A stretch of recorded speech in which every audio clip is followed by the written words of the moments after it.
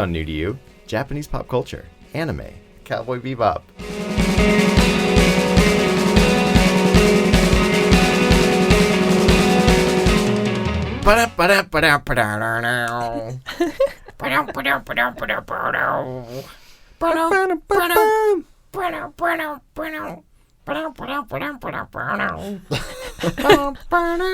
So long, Space Cowboy. Is that how it goes, Keith? See you in the stars. All right. So thanks, guys, for listening to our episode about Cowboy Bebop. This is the fourth episode. Oh, yeah, of the anime show. Anime themed. Yeah, a New to You show, which is a recommendation and review podcast of pop culture and media items. We just talk about stuff. Maybe you like it. Things on topic. Check it out. And if you're like thirsty, just reach on down. It's right there. Yeah. Blue handle. Yep. We use the cones here. Oh. See, Can't put them down. Got to drink them right away. Right. Please throw the cones in the little can that's attached to your Hopefully receptacle. it's recycling. Yep. We're talking about water coolers. That's right. Because this show's all about water coolers. I hope right. you like it. Jules loves it. Yes, I love yes. it. I'm drinking water right now. It's so refreshing. So this is a show about where we talk about stuff we like, media and such. And maybe you like it too. Maybe you've heard of it. Maybe you haven't. Hopefully, even if you have heard it, maybe you see a new aspect of it that makes you want to appreciate it in a different way. Right. Or finally makes you realize how blind you've been this whole time. Yeah. Like, God, how have I never seen Beck Mongolian Chop Squad before? Or how did I see the art in this? Or like, how is this good? That's what I've watched Beck Mongolian Chop Squad like 50 times, but it wasn't until John Holt explained what I should like about it that I really got it. That's right. But now you know. Yeah, that's how it works. So before we get into our topic for the week, Taylor. Oh, wait. No, before we do any of these things. Oh, yeah. Let's introduce ourselves and our guest. So we've got a guest this week who has Well, been we got gracious. ourselves, too. Who are you? Oh, come on now. He's just trying to flip it. I'm trying to flip the script. I'm John Holt. I'm one of your hosts. With me this week Is Julian Cage. I'm one of your hosts, Keith Vincent. And joining us, our special guest for the fourth and final episode of this topic. A whole month she spent with us. Yeah. They didn't let me leave. There's so much anime. So much anime. Some food. Come on. I'm Taylor Smurl. All right. Taylor, thanks again. Is there anything before we let you go that you would want to kind of plug? You've talked about still buffering. Is there anything else, like, do you have any comics or anything like projects that you're interested in or working on that you got going on? Well, I did actually. I took part in a anthology comic called Amazing Forest. Super cool, ton of great artists, ton of great talent on the writing squad. The issue I was actually in came out the month before last, but the collected trade should be coming out pretty soon. So, if you like Tales from the Crypt, like short horror stories, I would definitely check out Amazing Forest. Cool. Very cool. Yeah. And before I make you stop talking, what was new to you this week? Well, I think what's new to me is new to lots of people is the Pokemon Go. I held off as long as I could, and then I just gave in super hard. Based on a release schedule, it makes it seem like you held out even longer. Yeah, for the whole month. Like all of my personal relationships have gone under. A lot of catching the Pokemons all throughout New York City. So what have you caught? How many? What do you got? Well, I'm only level 10 right now, so I'm still building up to that. Not quite ready to take anybody on, but I got like 80 some Pokemon that I haven't sent off to the professor. I joined. Is that like a euphemism? They haven't sent off to the professor. Like, Danny, little They're Pikachu. happier now. They're with your professor. Pikachu's in pain. We're going to send him off to the professor where he can play with all the other Pikachu, where he can run around. Man, He'll be much happier. Well, they give you candy when you give in your, so I don't know if that's a kind of a weird trade. Do your kid have a lollipop? Give me your dog. I'm taking you fat, have some candy. It's a big thing. There's like 3 teams you can join, and everybody's pretty up in arms over their team being the best. I chose Team Mystic, so I don't know anybody out blue? there. That is blue. And my character happens to have blue hair because gotta have blue hair. Yep. So I just chose the one that matched my hair color. Nothing personal. Well, is there a Team Rocket? There's not a Team Rocket. There's Why, not. is that who you would join? I wouldn't join any teams. I'm not a joiner. Well, you gotta join I wouldn't a have any team. team that would have me as a member. Oh, you'd be... So you'll be part of the Rogues? I don't know. That's another team. By not choosing, you're automatically on a team. I was really. They made me choose one. I was not for. I was like, no, I don't want. I'm a lone agent here. I'm gonna do my own thing. No, you gotta choose. You gotta pick a side. Which team's Brock on? That's the one I'd want to be on with Misty. They're all on 3 different teams. I think That's the tragedy. Oh, why did you do it? Why'd you break them up? They're so perfect together. Who's gonna feed them Pokemon without Brock? You feed them Pokemon. Brock used to make Pokemon food for all the. He would all cook the them up. Pokemon. He would be like, these eggs aren't all that stinky. No, he'd make pellets for them. Don't you remember? Now I'm thinking like the most delicious Pokemon. It's gotta be Jigglypuff, right? Like that's just like sweet cream. Yeah, but I feel like Jigglypuff is a dessert. That's true.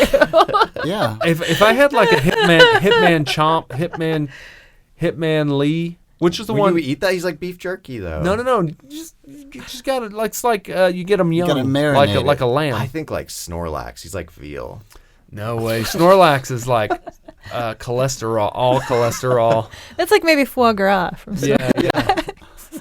That's the one that has the leek. Plus, like, man, killing a Snorlax, that's almost just like clubbing seals. No, It's you just put a pillow over his head. That's it. It's just a real slow little go. Sleep forever, Snorlax. Good night, Snorlax. I'm a pescatarian, so you know. I like them. Magikarp. Yeah. There you go. Gyarados. That was Jesus' whole thing. He just like leveled up his Magikarps and fed everyone Gyarados. Bubble attack. Yeah. Baskets But we of all them. agree that a Pikachu would just taste really bad, right? I think it'd be really gamey. I mean, it's Mm-hmm. a rodent. Yeah. And if you ate like a what's the mime one? Mr. Mime. That's Mr. cat. There's one that's a cow, right? In like the later iterations of Pokemon's. Oh, there's like the Taro one. Yeah. Yeah. That's in like the original 150, right? I bet Squirtle's pretty tasty. Yeah, ooh, like a turtle Yeah, meat. yeah. Yeah, I bet. Whoa, Bulbasaur though. Hey man, that's like eating salad and meat That's at the same true. time. Yeah. So is he? Yeah, I guess. Well, I'm a veg, so I'd probably be eating like oddish. Yeah, but if you cook them long enough, oh yeah, really good. Why? You just slice them Chock thin. full of vitamin C, you wouldn't believe it. Make With me a little real bit- sad. So The whole premise of Pokemon is kind of sad. It's like you've Yeah, got you enslave you've got these them. adorable pets, yeah, and then you enslave them, and then you force them to fight. Yeah, it's like cockfighting. Yeah. Oh yeah, it's super bad. It's I don't know. It's weird. It is. And the ones that don't fight get sent off to the professor to get experimented on. but you get candy. So, what is Pokemon Go? What are the mechanisms for it? It's an augmented reality game. I find that term kind of spooky, but I agree. The good thing is as you walk, you move through space in the game. So you can't sit on your couch and play it. Stuff's geotagged. So that's why when I saw a picture of someone with their phone strapped to their dog saying they were hatching eggs, that has something to do with like them getting work done or something. That's super smart. Yeah, because you could Yeah. you have to walk a certain distance to hatch an egg. So it's not even a waiting game. You actually have to physically put in the time. But that's a good way around it. I did notice today the subway doesn't go fast enough to tick the thing. So if you're one of the Really? subways that has the reception underground, you can cheat the system, get some distance in. Well, I mean, because it's such a phenomenon too. Like there's places of business that are like what is it, like hatching eggs, or is how do you Incubate or attract Pokemon? You can pay to is there attract like a node Pokemon or or something. You can buy for the module things, and you can attach them to a Pokestop. This all sounds like a foreign language, but it will draw Pokemon. So to basically, that place. there's business owners who were spending lots of money getting a lot of those and putting them in their place of business, and that would draw Pokemon Go players who would come and hang out at eat their their pizza cafe and and at their pizza shops. And it was so it's, I mean, that's what's interesting about this phenomenon is it's having real world impacts. Oh. on a lot of things, including Nintendo stock, which is through the roof. Well, it is cool though. I've walked by so many people in my neighborhood that are also playing, and some people just get kind of the nod. But like, Yeah. we actually had conversations with total strangers on the street, like, Yeah. "Oh, are you playing?" Like, "Yeah, I'm playing too." "Oh, what do you have?" It's kind of cool. Yeah, well, there's been a lot of those anecdotes online. There's even like people who are like suffering from depression and stuff like that, who are like, Pokemon Go's getting me out of the house. That's true. And it's like, I mean, it's awesome, but also weird. Well, it reminds me. Was it the latest one's the 3DS, right? What's the new? Yeah, it's the 3DS. Yeah, when that came out, Mr. Mister had it, and there was a big cool thing where if somebody's nearby with one, it would interact. You had either a Wi-Fi signal or something, and I'm wondering if this is. I know the Pokemon Go is not played on a 3DS necessarily, but it's what that was lacking. Where it was just like, yeah, sure, you can type to somebody, but why? If they're playing like, Mario 5 or whatever, and you're playing Metroid, why would you ever interact with these people? But this I'm glad that this has that layer of bringing people out and together at the same time. Yeah, and I think I'm hoping there'll be more of these games coming up where you can just have impromptu interactions like that. And there will be. I think the challenge will be finding one that has such a broad player base already. Like, there have been AR games like that do this. There's one that maybe starts with an I. No, there's a Google one that's called In something. Yeah. In some. Yeah, it starts with an I. No, it starts with an N, the letter N. Yeah, IN. No, but whatever. Yeah, go on. But they have had these games, but I think Pokemon has such a broad appeal and has been around for 20 years now. It's 20th anniversary. Yeah. That it's just, that's why everybody's playing it right now, because everyone like knows it, multi-generational. and it's hot, and it's like buzz begets buzz kind of thing. And yeah, I mean, it's already the like the top. It's already broken all the records. It's just tops the biggest, the most popular mobile phone game ever. Oh, wow. Like, it's already beaten out Candy Crush, which was the last like record holder. Yeah. And it's been out how long? Like a week or two? We record in batches.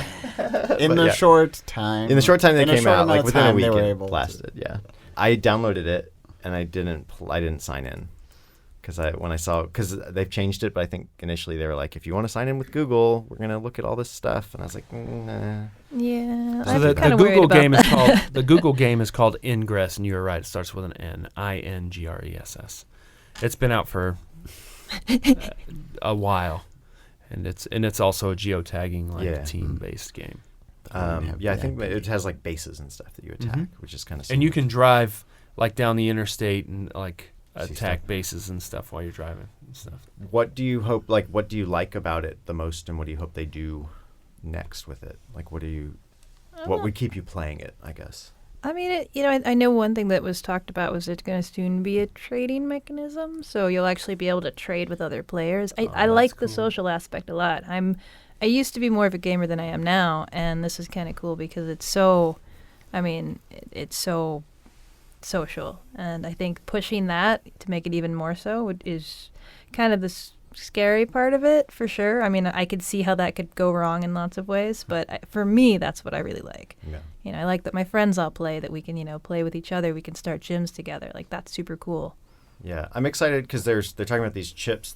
You can put them in, like, if you already have them in your dog or cat, you can download whatever Pikachu that you've leveled to a certain level into so basically your cat will act like your Pikachu. It'll override your cat's like personality memories. And but if you ever get it lost, you can just ask a nerd. Well, you just download the new personality. Like, it's fine. You have it in your phone. Right into your cat. I do want that job, though. Anyone out there that wants me to walk their eggs on their phone? Yeah, totally. Was that? Yeah, someone was like offering. Egg harvester. It was in Charleston or Baton Rouge, like offering to be a Poke chauffeur and drive people around to like catch Pokemon. That's brilliant. It's just like within the first few days, there were all these like businesses built around places it. being like, don't play Pokemon in here. This is a business, or like someone like the boss puts it on the desk like, you're gonna have to go catch a new job if you. Yeah. Well, and I saw another sign that was like Pokemon for paying customers only. Stuff like that. And then there's weird stuff like people going where no one goes usually. So like some girl finding a body in a river out behind a trailer park or whatever. Like, just like, oh man. But first she caught the Pikachu that was on it, and then That's a good Snapchat. I think Pikachu was the murderer. I mean she has the photo evidence. Yeah. Oh no. You should check for lightning You'll never damage. catch me. But anyway, I think this is a good segue because for many people, Pokemon was their first foray into anime here in the States anyway. And I think that smoothly transitions us into our topic, which is like small animal collecting, which is augmented reality. Oh yeah, No, which is finding bodies behind trailer parks. Japanese animation and Japanese pop culture. And this week, Keith, you are up on deck. Why don't we go right into your pick? Let's do it.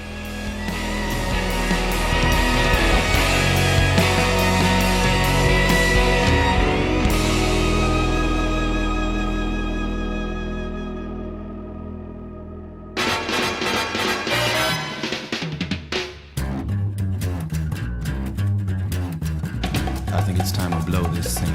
Get everybody in the stuff together. Okay, 3, 2, 1, let's jam.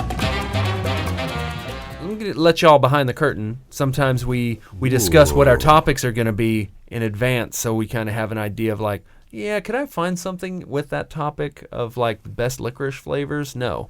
Black.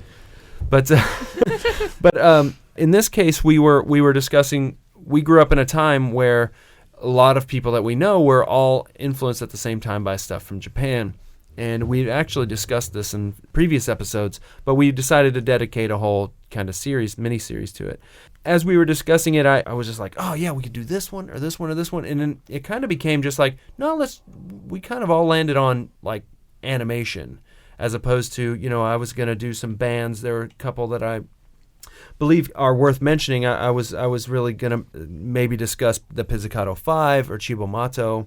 We kept kind of coming back to the animation, since we're all in animation, that kind of influenced us. So along those lines, I have a couple of other runners-up and or honorable mentions that I could have easily talked about this time. But Furikuri is an amazing series that people should go check out if they haven't already. The Lensman is a really cool old anime that I saw way back in the day that might or might not still be good. I don't know, but I remember it being really great when I first saw it. This Robot Carnival is kind of a... And that one's hard to find. Robot Carnival? Yeah, it's really hard to That's find. one of the very first anime I ever saw in my life on Sci-Fi Network. And that was a compilation of shorts. Yep. And Ninja Scroll is definitely the one where I also watched it on Sci-Fi. Sci-Fi Network used to show an anime on Saturday afternoons. And I saw Robot Circus one week and then Ninja Scroll the next week, and I'm like, I'm in. Like, get me more anime. Of course, back then we didn't even call it anime. It was called just like Japanese animation. But the show I am going to talk about is a TV show, and one that I feel like had the greater impact on what I like and actually some of the work that I do. It's called Cowboy Bebop. It was a show that came out of Japan in 1998. It was directed by a fellow named Shinichirō Watanabe. Watanabe, who also did... Did we like totally massacred all this stuff? Probably. Sounds good. He also did Samurai Champloo, which is a great series, and which the I really like. Macross Plus movie. Oh, I didn't know and that. He also did the Animatrix. One of the two or three of them. Yeah. And this guy directed it. This is one of the probably one of the only ones in our selections that didn't start off as a manga. It was always Lane didn't start off as a manga. Oh, okay. Oh, really? I didn't know that. Mm-hmm. That's cool. Lane has a very bad video game, by the way. Oh, I read that when I was doing it. I've tried Which to play Lane it. actually came out the same year, right? 98. Yeah. Wow, that's neat. But this show was always made to be a TV show first, and it eventually spiraled into some mangas and some features and whatnot. But it was always supposed to be a serialized show. I'm going to describe a little bit about it. It's not easy to kind of sum it all up. It follows a couple of bounty hunters who are traveling through space. This is in our solar system in the future where where space travel is common. Earth has there was some kind of tragic event on Earth. Now Earth hyperspace gate yes. failure. So they one of the ways that they travel long distances is through a hyperspace gate, and one of them something happened, and now Earth is somewhat uninhabitable, even though we do eventually end up there on a couple of episodes. It follows a couple of characters that are kind of down on their luck, bounty hunters, these kind of like dudes traveling through space looking for opportunities. And as the series progresses, they add a couple more characters to their roster, to their ship. The ship they're on is called the Bebop. That's part of where the show gets its name. And Cowboys is what they call bounty hunters. They do a really, especially for the time, a lot of really fun kind of multimedia stuff in that there are TV shows within this TV show. They're often watching promos and they're getting information from these different kind of proto-internet type of space TV shows. One of the way ahead of its time, a lot of the way ahead of their time elements of the show is that it's not necessarily sequentially accurate. Like some shows happen out of time. They might air as the fourth episode, but they might actually take place before the second episode. Time is spread out in a way where it doesn't always have to be chronological, and that really opens up a lot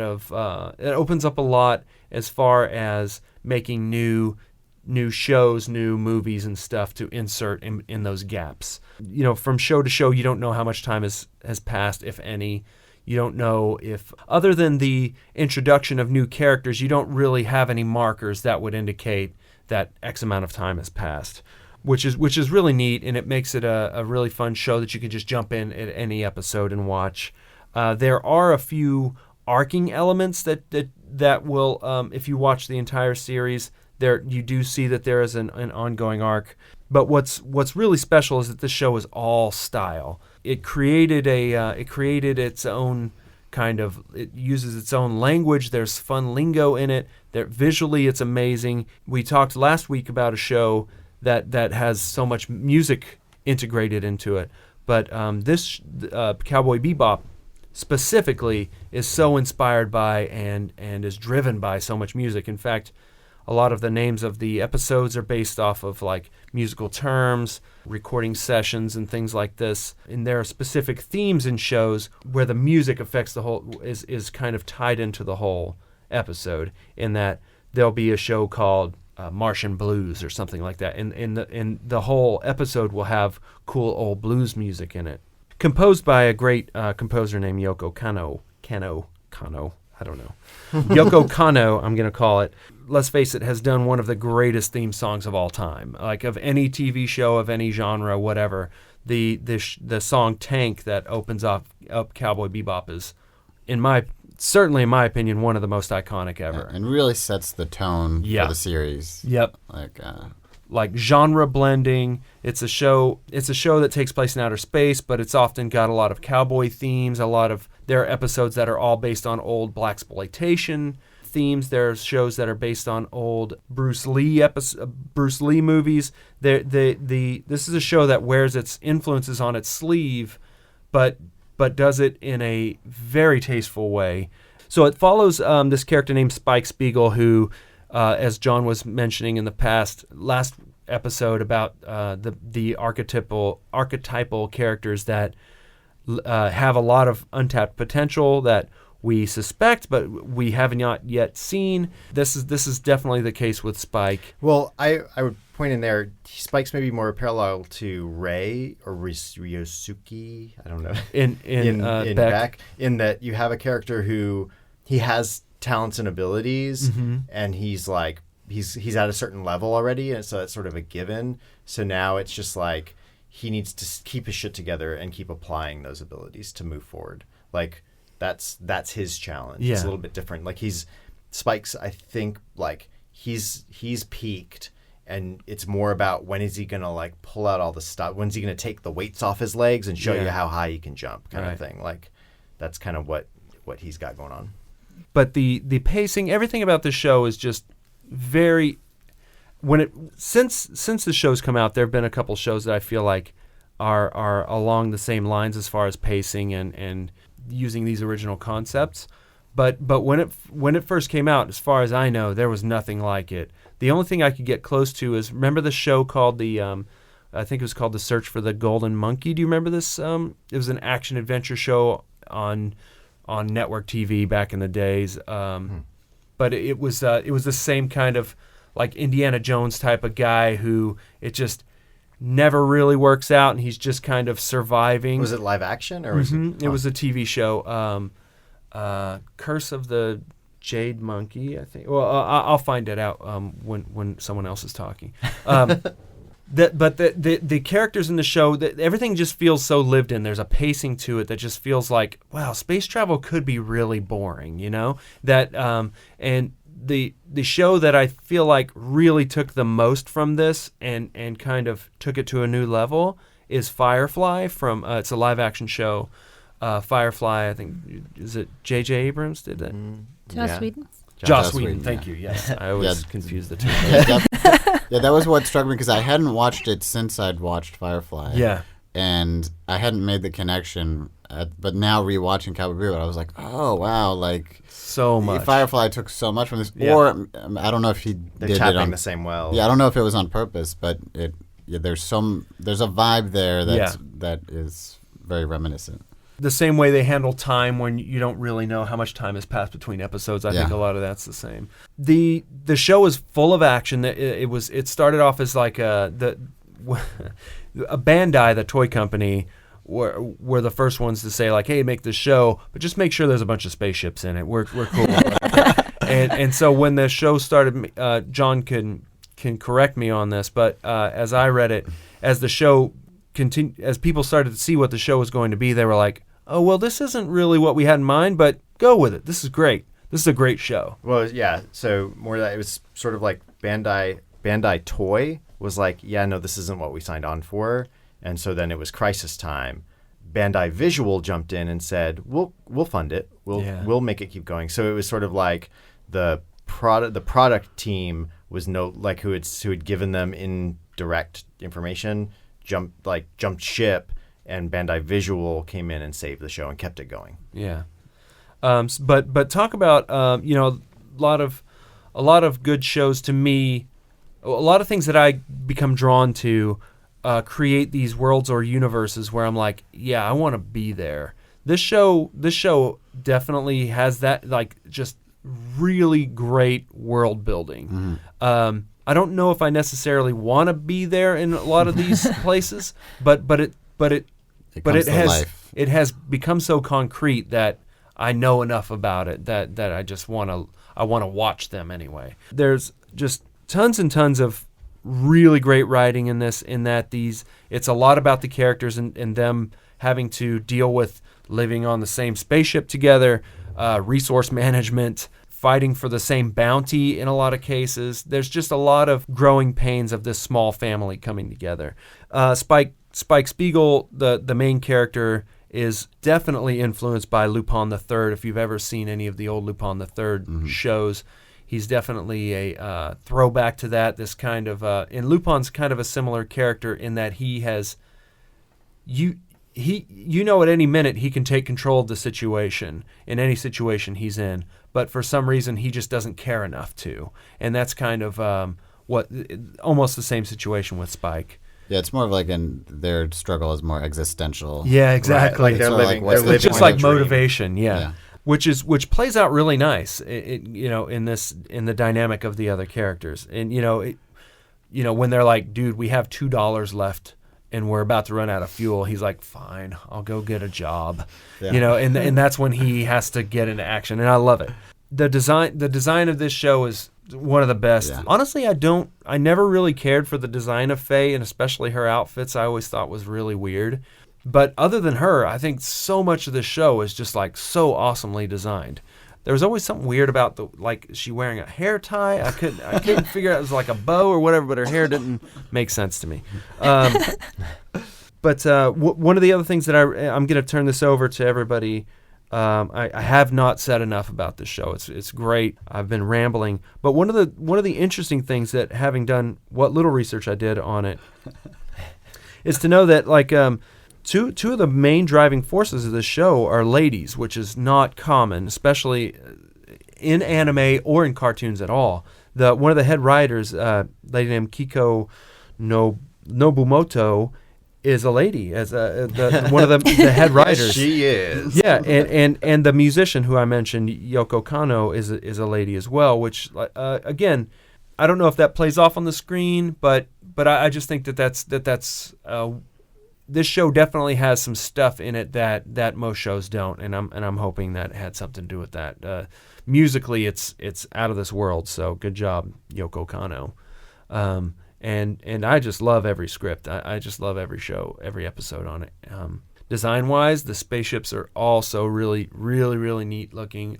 Almost all I'd buy those toys. Yeah, big Bandai time. toys. Yeah, the swordfish, give me one. But yeah, I'm going to turn it over to you guys, having done a just very bad job of summing this up and describing why it's so great. Yeah, I mean, I agree. Like visually, it's stunning. I mean, I think one thing that watching all these animes together, like this one by far had the highest production value, and I kind of made me wonder, like, how is it determined, like, where the money's going to be spent or how things are funded? Like, why did this one? Because they're out of all the TV shows, like this, like to me seemed like, oh, this is a prime time show. Right, yeah. The other ones were daytime, like, and they must have had a quarter of the budget that this had. Because I mean, like, there is just so much money on the screen on this show. I mean, a lot of what impresses me about it, just from a technical standpoint, is just the animation direction. Like, there's just a lot of like, just the way the fight scenes are orchestrated. There's a lot of interesting camera moves and that's one use thing of about camera. you see a lot more after this show. You see a lot more animated fight scenes done in this way. Yeah. Where the camera is like handheld. It's simulating a handheld Exactly, yeah. feel where it's moving in a way that I mean, even choreographed fight scenes on Jackie Chan movies weren't done, but they are now. Yeah, You know. and to very hard to plan for, because I mean, when you're shooting it, like obviously, like you have an actual camera and you're actually moving it around. Yeah, but to plan it and to make it feel natural the way they do is amazing, and it always serves to clarify the action. Like, it's just brilliant, really brilliant filmmaking examples throughout the series, and that, I mean, just visually, I really appreciate a lot of what's going on. Yeah, a lot of running jokes all through it as well. There are certain recurring characters that are always pop up in the weirdest places and are really funny. It's really fun. It's full. Plus, it's like every episode they're in a new world, new weird characters. Unlike other episodics, I think the characters are strong enough, and the fact that they grounded in all these kind of backstories. Yeah, and I think also all the pop cultural references also help ground it in this funny way. So even though it's very episodic, somehow it feels more cohesive than a story of the week kind of thing. I don't know why. It feels more like it has an arc, even though it doesn't.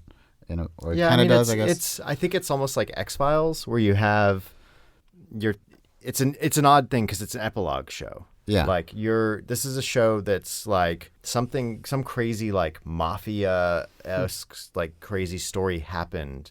3-4 stories happened before this. Ed's story, Jeff's story, Faye's story, like all these stories have happened before, and Spike's is the big one, the big hole in the story. And so now you have these like meandering series of events that they're just sort of like, basically it's a chapter that would be like between two novels, kind of thing. Well, so, I think that's part of the fact that there's all this backstory and all that stuff. And I think the other reason is that, unlike to me, the X-Files, every episode is also world building. Like it makes you understand the universe a little bit. Yeah, exactly. Right. I think what helps is when they were writing the show, the first thing they did in development was create the worlds and then write scripts that would use those worlds. And cool. They used Mars a lot because it was easier than some of the other planets. Well, also Mars is like where most of the people are too right. in this story. Tales of the Gold Monkey was the TV show I was referring to. Came out in 1982. TAILS? 82? 1982. That doesn't sound real to me. It's real, man.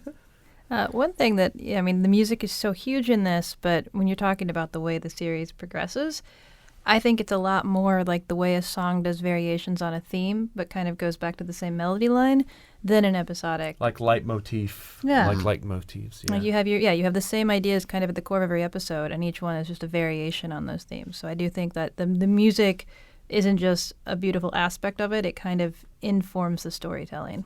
Yeah, that's definitely Integral. Well, it also I think it's an easy parallel is Tarantino. I mean, with like the sort of the funny the film or the camera work, the characters, all of the homages to so much like pop culture. Yeah. Like it's very much like if you like Tarantino, you will like this anime. That's very astute.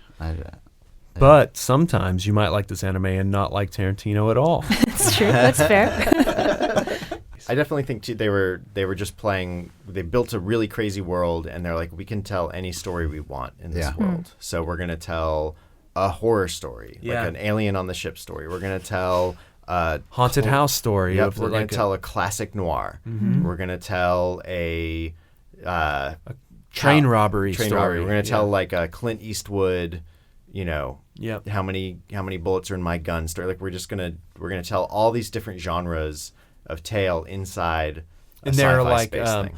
there are certain aspects of spaceship battles, but there are also like airplane like dogfight stuff, and like they were able to use every genre that anyone wanted to, Right. Including corgis. Yes. Of the Welsh variety. And that's like that's the other thing too, is there are serious episodes and there are comedy episodes. Yeah. And like it's 80% drama, but there's comedy in every episode, and then there's some episodes that are almost all comedic, and like the Einstein when they first get the corgi episode is like it's a ridiculous. Buster Keaton type like chase romp. Like it's a what is that cops thing? The Keystone Cops. Keystone Cops kind of thing, where you're just like, it's a chase through a city and just people all having craziness. And that combined with, then you have another one that's like that train robbery with like a funk kind of thing, like a funk railroad. Soul Trade. Yeah. But yeah, I like that it's all sorts of different genres inside this space tale. I will say, what's the original Avatar: Last of the Airbenders, that the original series? They did a good job of also mixing up some of the like having an episode that's just a goof, right, and then the one right after it can suddenly be like very tragic. They did a good job, and I feel like they're both kind of able to do that because they've set up such a yeah, and that's, I think, good characters, and like you guys were saying, good world helps you carry, like you can just fit any story in with those. You can characters. just say, oh, this is happening this week. What happens? I mean, these characters, we know what they're going to do because we know them so well. Right, like let's plug in this holodeck thing and see what happens to Jean-Luc. They did make a feature, which was Cowboy Bebop the movie, really beautiful, really well made. I don't know if I don't remember what happens in the movie. There's a basically it's like a somewhere Spiegel, a guy from Spike Spiegel's past is on whatever Vicious, planet they're on. guy? It's a different guy. It's not Vicious. Vincent?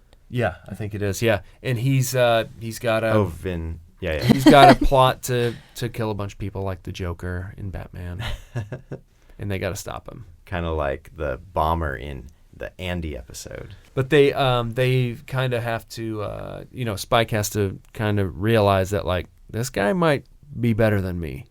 And then that doesn't happen a lot to Spike. You know what I mean? He's like, this guy might be faster and better than me at everything. So it's a pretty cool dynamic in that one. This Cowboy Bebop was the first anime to show on Cartoon Network. Really? I don't think how could that be true? It was the first one that they purchased and aired on Cartoon Network. Like before they aired like Digimon or any of those? Yeah, well, those aren't like, I guess those were I don't on even Fox, think they showed but Digimon, but like, yeah, that's like the first true, like, this is an anime. For like Robotech? Yeah, even like that's what it says. So that's That's what I read on the internet. Well, that's the claim, but I mean, it's it was 2001. No, Yeah, they saw Cowboy Bebop and they're like, I like this cartoon stuff. Mm-hmm. I think we should have a make whole a- channel of it. yeah. Let's show it at night when people are. Did they blazing. start off the was this the one that kicked off Adult Swim, or I don't know. I'm blanking. I remember Yeah. doing a I lot of late definitely nights. remember seeing this on Cartoon Network. 'Cause, like- it was on Adult Swim Yeah. for sure. Yeah, because prior to this, a lot of the stuff I remember, like late nights, was like Thundar and the Herculoids and like just Yeah, like real, classic. like real Trash. stoner, like old school. Space Ghost. Yeah, Space Before Ghost Space Coast. Ghost I to was to Coast. say, Space Ghost Coast to Coast kind of brought forth Adult Yeah. Swim. Yeah. Mm-hmm. That was it was definitely And the Brack Show. Cartoon Planet. Yep. yeah. It might have been the thing that helped them kick off.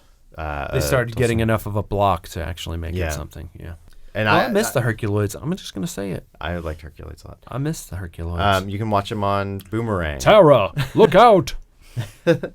So Cowboy Bebop now you can watch it on Hulu. Yep. Should you watch it subbed or dubbed? I watched it. I watched it on Cartoon Network originally with English has dubs. And it was Pretty all solid right. dub. Yeah. Pretty solid dub. Bunch of traitors. So Well, I always. I always prefer the sub, but Yeah, no, the dub's I- pre- That's the such dub a is good. visual. Again, that's another visual show Yeah. that you kind of want to get lost in. And I think too, it's because like you're saying, they have their own language, and it's kind of broad. It doesn't have it's not like Dr. Slump where there's all kinds of wordplay and stuff that really takes careful. Yeah. I mean, you want it subtitled with like annotations everywhere Right. to really like get it, and you don't need that. Now as much pause as this and look at the footnotes. Yeah. Hit special on your DVD remote. Every time you see the star, Run. hit more info. Run. Yeah, I mean, it's great music. It's probably in terms of the spearhead for showing on the on networks and Yeah. showing animation, it was it's an adult Yeah. show that's not not totally full of fan service, not like high school kids, not just giant robots and stuff. It showed an evolution, Right, yeah. and it was like a good gateway into enjoying other aspects of the genre or other aspects of Japanese animation, which is not a genre, but Yeah. Yeah. A universe. grouping. It's true. It is a good point that it's it's adult characters and adult themes a lot of the times, and Right. you don't get that too often, even in anime. Right. A lot of like Pyrrhic victories or like bittersweet endings. Yeah. There's a lot of people who just straight up die, and then sometimes it's impactful and sometimes it's just like, man, that's sad. Well, that's just as much as it's such a concise visual world, like such a well-developed one. I feel like the rules of the universe are pretty overarching. Like, they're kind of those old noir themes. Like, if you get involved with a dame, things are gonna go Yeah. bad for you. Like, keep to Yeah. your own business. Like conviction will get you killed. Like those kind of things follow through in every episode, and I really like that about it. Yeah, which is also a lot like Firefly. I don't know if you ever Totally. watched that show. Yeah, I but love Firefly. But check it out. It's wonderful. Check out Cowboy Bebop. Yes, we all agree. We all Yes. agree. And watch the whole thing through. I think there people complain about there being like filler episodes, but I think it's like I think that's about pacing. I think that there's you need a breath of fresh air sometimes, and Yeah. I think that's what those cool fun I mean, episodes would you are. consider the Corgi episode? Would that be a quote unquote filler? Like, what would you? By No, some well, people's standards, it perhaps. introduces a new character. It's early No, I on. mean, enough that I this don't think world- it's a No, filler. I don't think it is. It's world building enough. But maybe like the space monster one with the like lobster in the fridge that created a monster that Ed eats later I like with that. desires. I mean, it's funny and great, but it's like not. It doesn't develop much plot for anybody No, no. really. No, but but that's okay. Like that's fine. I think what is kind of interesting because Cowboy Bebop is also not maybe a binge series. I don't think. I would agree with that. Yeah. Like it's not built to be like, ooh, I gotta watch Yeah. the next one. It's very much it's one where you'll probably want to pace yourself to go through it to really enjoy it. There's just so much going on. It's like a nice whiskey. What? You just want to belt it? Just You can't. sip on it. You can't. Sip. You can't drink a nice, delicious whiskey too quickly. I can drink it real. Yeah, but you're just wasting the whiskey. Yes. It all goes And down. yourself. Yeah. I would say, like, because we are kind of like in a binge world now where you want your whole season and eat it too. Just like get all the way through it. Love that House of Cards or whatever. But I think some shows just suffer for that. Like this one is one of those where it's better if you watch it one day at a time kind of thing. Or maybe just watch 2 episodes. Yeah, in a go, like keep with it. But I don't think it's a 6 episodes back to back unless it's homework. Yeah. Yeah, I think Lane is more of a binge kind of show. Yeah, I don't know why. Lane, I don't know why. I just didn't want to stop. Yeah, there's always that kind of open-ended question at the end of each episode of Lane, whereas I feel like Cowboy Bebop, each episode is its own little act. Yeah. And they all link together, but you can totally just like meditate on each episode. I feel like there's kind of this weird kind of existential element to Cowboy Bebop that's in a lot of the stuff that we talk about on the show, like The Big Lebowski and things like this, where it's just like you're just going, you're just continuing to go. Like the show just keeps going on and on. Well, no, not the show just keeps going on, but the characters, they don't win. They don't actually even often end up in a better place at the end of any particular episode, but they're just like, where else are we going to go? We're just going to move forward. Yeah. Yeah, I think the dude abides. It's one of those things too where you're dealing with a character who's kind of run from a past or is running from the inevitable, and this is that you get to watch that like, I don't know if anyone watches Doctor Who at all, but there was like recently a thing where one of the companions like ostensibly is dead but is paused in this moment of her life, and but she's run away in that moment, and so now she effectively has eternity until she decides to come back to that moment to explore and see the universe.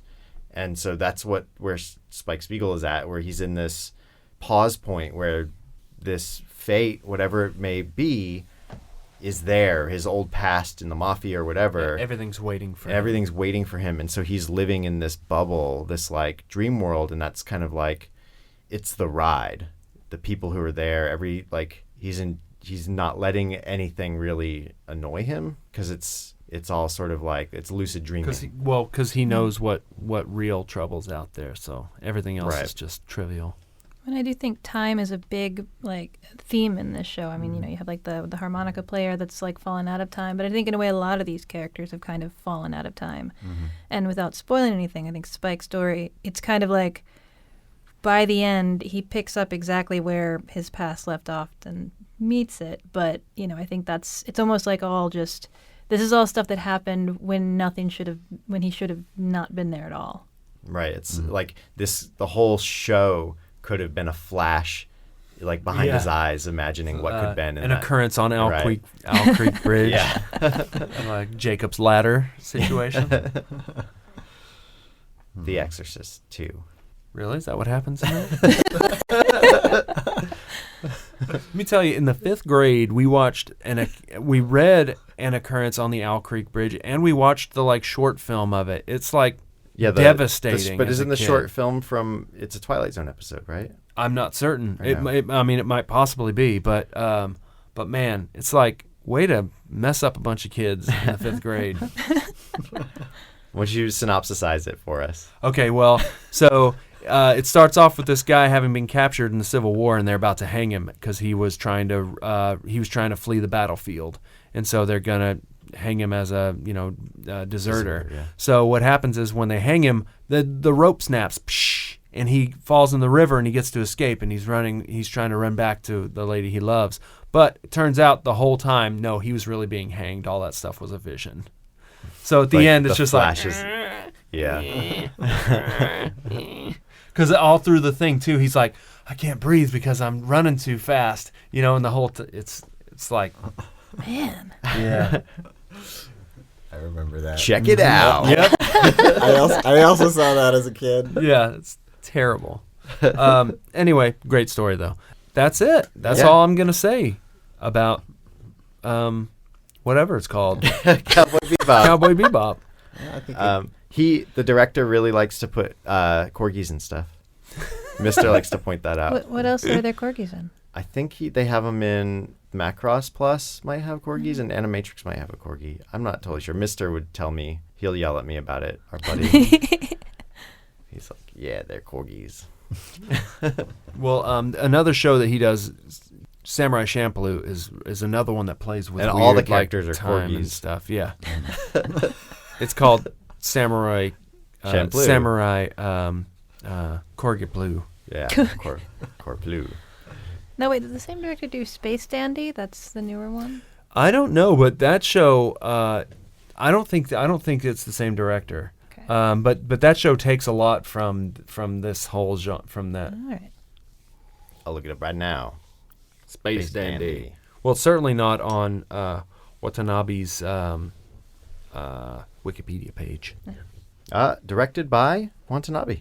Wow. All right. Yeah, there you go. And another dude, but he's the general. He's the general director. Got so he's I think there's a manga that might predate it by a little bit, but yeah.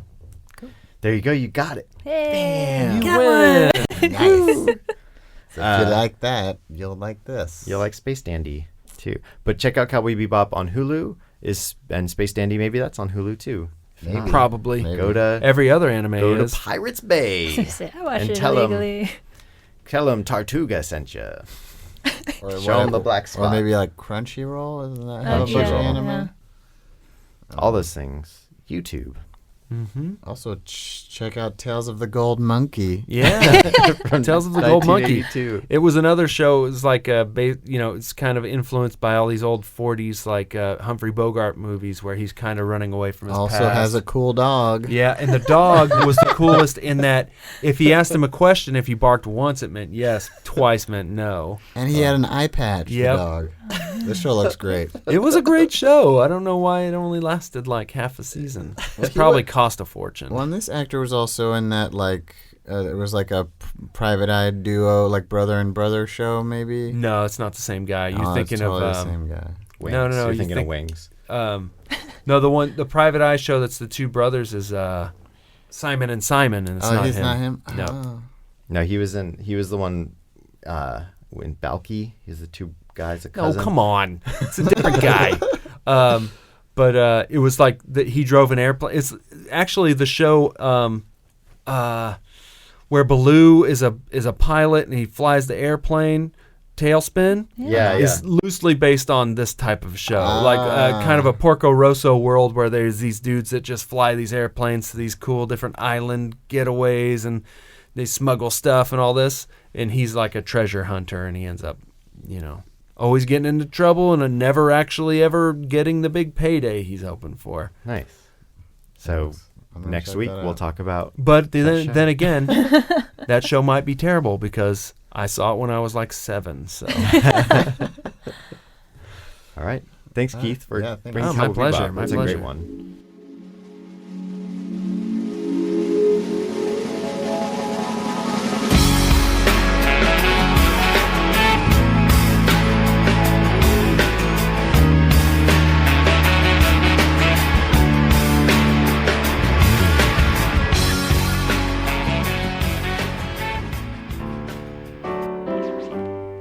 Such a question, there are many possible answers, such as hard work.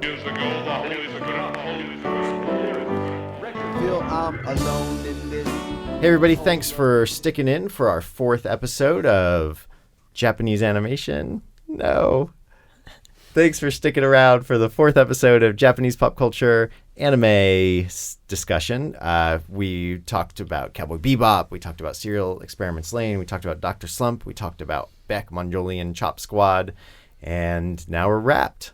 I'm one of your hosts, John Holt. You can find me on Twitter at Lord Joho. You can find me on Snapchat at NotDeadJohn. Where can they find you, Jules? They can find me on Twitter at BeautifulJules. I've been one of your other hosts, Keith Vincent. You can see my stuff on Tumblr at earthlingkeith.tumblr.com.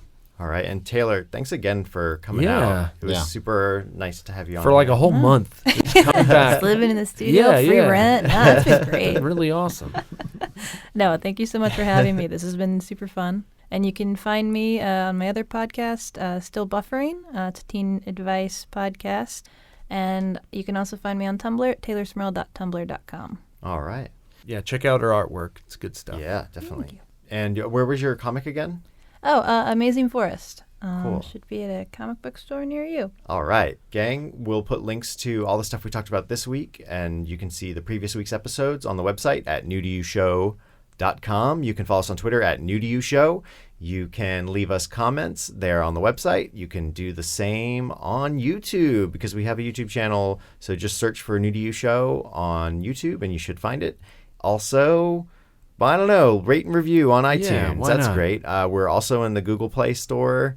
I don't know what that does, but that's nice. We're there. Yeah, you can find us Yeah. there. Thanks again, Taylor. It was great having you here. It was really Yeah, I hope we like, can do it again sometime. It was good Thanks to for having have me. good to have your voice and And we're your looking pick was forward to fantastic. that podcast you're talking about cocktails and stuff. I Oh, think yeah, that'd we'll be really see. fun. I That's, hope that maybe works. coming can down do the it. pipe. Are we allowed to talk about that? Oh, Or should yeah, we just I cut mean, this part out? Okay. It's, good. it's like, steal my idea. No way. Talking about booze. I'm the only one to think Don't of worry, this won't air for another year. So Yeah, yeah, we're way ahead. it. I just got to get it out before that then. one will come out There you way go. before this. Yeah. Gang, it may not be new, but Maybe it's new to you. Explosion sound. It's all about the music. This pitiful life is all about the music. With him together forever, without the limitation of time ever again. So the second coming of the Lord is not there. They're two separate entities.